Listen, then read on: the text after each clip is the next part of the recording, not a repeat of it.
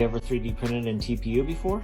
I've had 2 rolls of Overture TPU for, like, I guess it's going on year 3 now because I bought them in 2020 expecting to use them for the COVID stuff that I was printing and PPE, that is, and never used it because I couldn't figure it out.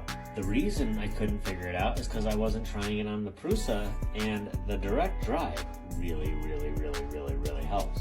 Of course, printing slow and having the right temperatures really helps as well. And so I've been able to get pretty nice prints like this lid for a comic cleanser, and it goes on, oh, so nice, it stays there. But I wanted to print something a little more fun, so I went with this. And it finished, well, okay, this is after the fact, but it peeled up so nicely because I finally figured out I don't need to heat the plate at all. And check that out. Now there's a couple strings because I used PETG in there and didn't clean it up before I started the second layer. But isn't that cool? Embedded in the TPU. I had no idea you could do that. And you can. Super cool. What do you think?